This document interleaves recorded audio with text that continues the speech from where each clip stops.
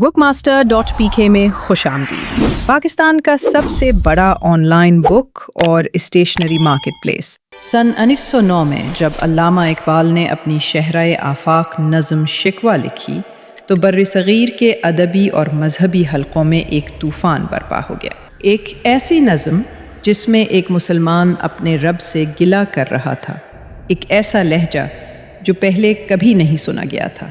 شکوہ پر تنقید فوری نہیں تھی، بلکہ وقت کے ساتھ ساتھ اس کی شدت میں اضافہ ہوتا گیا۔ قدامت پسند علماء نے اقبال کے لہجے کو گستاخی اور یہاں تک کہ کفر قرار دیا۔ ان پر کفر کے فتوے لگائے گئے اور بعض روایات کے مطابق انہیں واجب القتل تک قرار دے دیا گیا۔ لیکن اقبال نے ان جذباتی تنقیدوں کا فوراً جواب نہیں دیا۔ انہوں نے پورے 4 سال کا طویل وقفہ لیا۔ یہ خاموشی ایک گہرے غور و فکر، ایک روحانی سفر اور ایک فلسفیانہ جواب کی تیاری تھی۔ اور پھر 1913 میں اقبال نے جواب شکوہ پیش کیا۔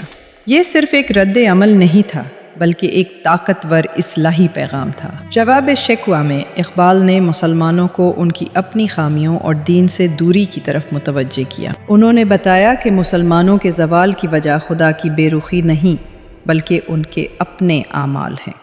انجمن حمایت اسلام لاہور کے سالانہ اجلاس میں پڑھی گئی، جبکہ جواب شکوہ موچی دروازے کے باہر ایک بڑے عوامی اجتماع میں سنائی گئی۔ بعض ناقدین شکوہ اور جواب شکوہ کا موازنہ انگریزی شاعر جان ملٹن کی تصانیف پیراڈائز لاسٹ اور پیراڈائز ریگینڈ سے کرتے ہیں۔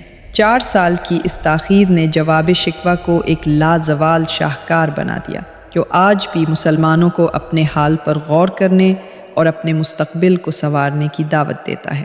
یہ اقبال کی دور اندیشی اور حکمت تھی کہ انہوں نے تنقید کو ایک تعمیری اور دائمی پیغام میں بدل دیا، جہاں سینکڑوں سیلرز کی ہزاروں کتابیں آپ کی منتظر ہیں۔ ہمارے چینل کو لائک، سبسکرائب اور شیئر کرنا نہ بھولیں۔ شکریہ۔